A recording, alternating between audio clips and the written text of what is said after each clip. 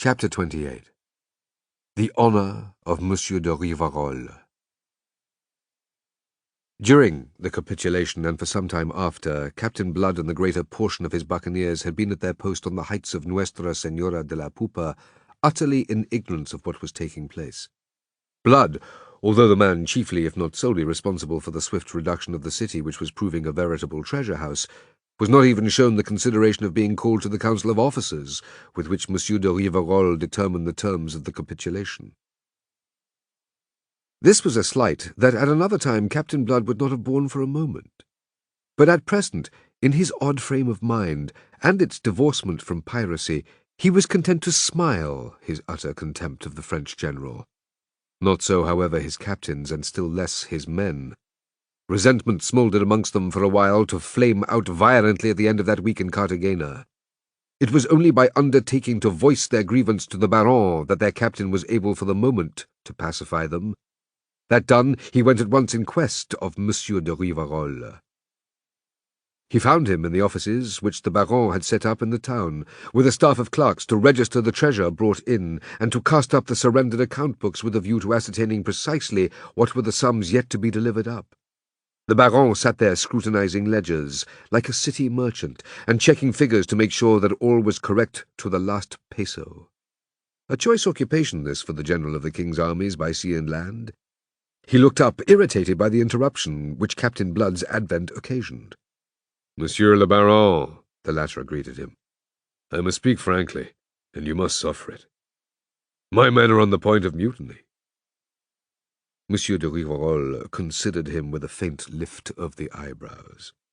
"Captain Blood, I too will speak frankly, and you too must suffer it. If there is a mutiny, you and your captain shall be held personally responsible. The mistake you make is in assuming with me the tone of an ally, whereas I have given you clearly to understand from the first that you are simply in the position of having accepted service under me. Your proper apprehension of that fact will save the waste of a deal of words." Blood contained himself with difficulty.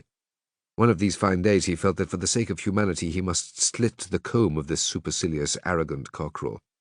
"You may define our positions as you please," said he, "but I remind you that the nature of a thing is not changed by the name you give it. I am concerned with facts, chiefly with the fact that we entered into definite articles with you. Those articles provide for a certain distribution of the spoil. My men demand it. They are not satisfied." "Of what are they not satisfied?" demanded the Baron. "Of your honesty, Monsieur de Rivarol." A blow in the face could scarcely have taken the Frenchman more aback. He stiffened and drew himself up, his eyes blazing, his face a deathly pallor. The clerks at the tables laid down their pens and awaited the explosion in a sort of terror. For a long moment there was silence. Then the great gentleman delivered himself in a voice of concentrated anger. "Do you really dare so much? You and the dirty thieves that follow you? God's blood, you shall answer to me for that word, though it entail a yet worse dishonour to meet you. "I will remind you," said Blood, "that I am speaking not for myself but for my men. It is they who are not satisfied, they who threaten that unless satisfaction is afforded them, and promptly, they will take it." "Take it!" said Rivarol, trembling in his rage. "Let them attempt it, and—" "Now, don't be rash. My men are within their rights, as you are aware. They demand to know when the sharing of the spoil is to take place, and when they are to receive the fifth for which their articles provide." "God, give me patience! How can we share the spoil before it has been completely gathered?" "My men have reason to believe that it is gathered, and anyway they view with mistrust that it should all be housed aboard your ships, and remain in your possession. They say that hereafter there will be no ascertaining what the spoil really amounts to." "But, name of heaven, I have kept books! They are there for all to see." "They do not wish to see account books. Few of them can read. They want to view the treasure itself. They know, you compel me to be blunt, that the accounts have been falsified. Your books show the spoil of Cartagena to amount to some 10 million livres. The men know, and they're very skilled in these computations, that it exceeds the enormous total of 40 millions. They insist that the treasure itself be produced and weighed in their presence, as is the custom among the brethren of the coast." "I know nothing of filibuster customs." The gentleman was disdainful. But you were learning quickly. What do you mean, you rogue? I am a leader of armies, not of plundering thieves. Oh, but of course. Blood's irony laughed in his eyes. Yet, whatever you may be, I warn you that unless you yield to a demand that I consider just and therefore uphold, you may look for trouble. And it would not surprise me if you never leave Cartagena at all, nor convey a single gold piece home to France. Ah, pardieu! Am I to understand that you are threatening me? Come, Monsieur le Baron. I warn you of the trouble that a little prudence may avert. You do not know on what a volcano you are sitting. You do not know the ways of buccaneers. If you persist, Cartagena will be drenched in blood, and whatever the outcome, the King of France will not have been well served. That shifted the basis of the argument to less hostile ground. A while yet it continued, to be concluded at last by an ungracious undertaking from Monsieur de Rivarol to submit to the demands of the buccaneers. He gave it with an extreme ill grace, and only because Blood made him realize at last that to withhold it longer would be dangerous. In an engagement he might conceivably defeat Blood's followers, but conceivably he might not. And even if he succeeded, the effort would be so costly to him in men that he might not thereafter find himself in sufficient strength to maintain his hold of what he had seized. The end of it all was that he gave a promise at once to make the necessary preparations, and if Captain Blood and his officers would wait upon him on board the Victorieuse tomorrow morning, the treasure should be produced, weighed in their presence, and their fifth share surrendered there and then into their own keeping. Among the buccaneers that night there was hilarity over the sudden abatement of Monsieur de Rivarol's monstrous pride. But when the next dawn broke over Cartagena, they had the explanation of it. The only ships to be seen in the harbour were the Arabella and the Elizabeth riding at anchor, and the Atropos and the Lachesis careened on the beach for repair of the damage sustained in the bombardment. The French ships were gone. They had been quietly and secretly warped out of the harbour under cover of the night, and 3 sails, faint and small on the horizon to westward, was all that remained to be seen of them.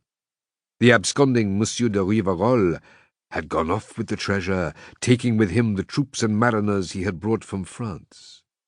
He had left behind him at Cartagena not only the empty-handed buccaneers whom he had swindled, but also Monsieur de Coucy and the volunteers and negroes from Hispaniola, whom he had swindled no less. The two parties were fused into one by their common fury, and before the exhibition of it, the inhabitants of that ill-fated town were stricken with deeper terror than they had yet known since the coming of this expedition. Captain Blood alone kept his head, setting a curb upon his deep chagrin. He had promised himself that before parting from Monsieur de Rivarol, he would present a reckoning for all the petty affronts and insults to which that unspeakable fellow, now proved a scoundrel, had subjected him. "We must follow," he declared. "Follow and punish." At first that was the general cry. Then came the consideration that only 2 of the buccaneer ships were seaworthy, and these could not accommodate the whole force, particularly being at the moment indifferently victualled for a long voyage. The crews of the Lachesis and Atropos, and with them their captains, Wolverstone and Iberville, renounced the intention. After all, there would be a deal of treasure still hidden in Cartagena. They would remain behind to extort it, whilst fitting their ships for sea. Let Blood and Hagthorpe and those who sailed with them do as they pleased. Then only did Blood realize the rashness of his proposal, and in attempting to draw back he almost precipitated a battle between the two parties, into which that same proposal had now divided the buccaneers. And meanwhile, those French sails on the horizon were growing less and less. Blood was reduced to despair. If he went off now, heaven knew what would happen to the town, the temper of those whom he was leaving behind being what it was. Yet if he remained, it would simply mean that his own and Hagthorpe's crews would join in the Saturnalia and increase the hideousness of events now inevitable. Unable to reach a decision, his own men and Hagthorpe's took the matter off his hands, eager to give chase to Rivarol. Not only was a dastardly cheat to be punished, but an enormous treasure was to be won by treating as an enemy this French commander who himself had so villainously broken the alliance. When Blood, torn as he was between conflicting considerations, still hesitated, they bore him almost by main force aboard his ship. Within an hour, the water casks at least replenished and stowed aboard, the Arabella and the Elizabeth put to sea upon that angry chase. When we were well at sea, and the Arabella's course was laid, writes Pitt in his log, I went to seek the captain, knowing him to be in great trouble of mind over these events. I found him sitting alone in his cabin, his head in his hands, torment in the eyes that stared straight before him, seeing nothing. "What now, Peter?" cried the young Somerset mariner. "Lord, man, why is there here to fret you? Surely 'tisn't the thought of Rivarol." "No," said Blood thickly, and for once he was communicative. It may well be that he must vent the thing that oppressed him or be driven mad by it, and Pitt, after all, was his friend and loved him, and so a proper man for confidences. But if she knew, oh God! I had thought to have done with piracy, thought to have done with it forever. Yet here have I been committed by this scoundrel to the worst piracy that ever I was guilty of. Think of Cartagena. Think of the hell those devils will be making of it now. And I must have that on my soul. Nay, Peter, 'tisn't on your soul, but on Rivarol's. It's that dirty thief who has brought all this about. What could you have done to prevent it? I would have stayed if it could have availed. It could not, and you know it. So why repine? There is more than that to it, groaned Blood. What now? What remains? Loyal service with the English was made impossible for me. Loyal service with France has led to this, and that is equally impossible hereafter. What remains, then? Piracy. I have done with it, egad, if I am to live clean. I believe the only thing is to go and offer my sword to the King of Spain. But something remained. The last thing that he could have expected, something towards which they were rapidly sailing over the tropical sunlit sea. All this against which he now inveighed so bitterly was but a necessary stage in the shaping of his odd destiny. Setting a course for Hispaniola, since they judged that thither must Rivarol go to refit before attempting to cross to France, the Arabella and the Elizabeth prowled briskly northward with a moderately favourable wind for 2 days and nights, without ever catching a glimpse of their quarry. The third dawn brought with it a haze which circumscribed their range of vision to something between 2 and 3 miles, and deepened their growing vexation and their apprehension that Monsieur de Rivarol might escape them altogether. Their position then, according to Pitt's log, was approximately 75 degrees 30 minutes west, longitude, by 17 degrees 45 minutes north, latitude, so that they had Jamaica on their larboard beam some 30 miles to westward, and indeed away to the northwest, faintly visible as a bank of clouds, appeared the great ridge of the Blue Mountains, whose peaks were thrust into the clear upper air above the low-lying haze. The wind, to which they were sailing very close, was westerly, and it bore to their ears a booming sound, which in less experienced ears might have passed for the breaking of surf upon a lee shore. "Guns," said Pitt, who stood with Blood upon the quarter-deck. Blood nodded, listening. 10 miles away, perhaps 15? Somewhere off Port Royal, I should judge," Pitt added. Then he looked at his captain. "Does it concern us?" he asked. "Guns off Port Royal. That should argue Colonel Bishop at work. And against whom should he be in action but against friends of ours? I think it may concern us. Anyway, we'll stand in to investigate. Bid them put the helm over."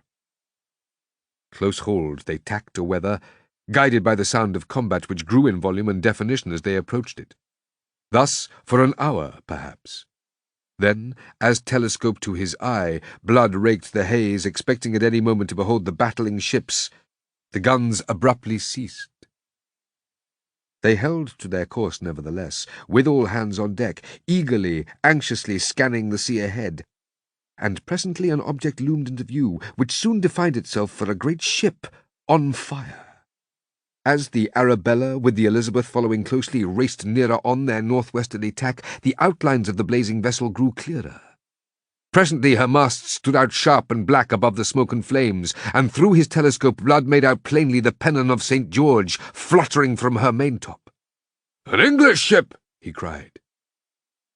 He scanned the seas for the Conqueror in the battle of which this grim evidence was added to that of the sounds they had heard, and when at last they drew closer to the doomed vessel, they made out the shadowy outlines of 3 tall ships, some 3 or 4 miles away, standing in towards Port Royal. The first and natural assumption was that these ships must belong to the Jamaica fleet, and that the burning vessel was a defeated buccaneer, and because of this they sped on to pick up the 3 boats that were standing away from the blazing hulk. But Pitt, who through the telescope was examining the receding squadron, observed things apparent only to the eye of the trained mariner, and made the incredible announcement that the largest of these 3 vessels was Rivarol's Victorieuse. They took in sail, and hove to as they came up with the drifting boats laden to capacity with survivors. And there were others adrift on some of the spars and wreckage with which the sea was strewn, who must be rescued.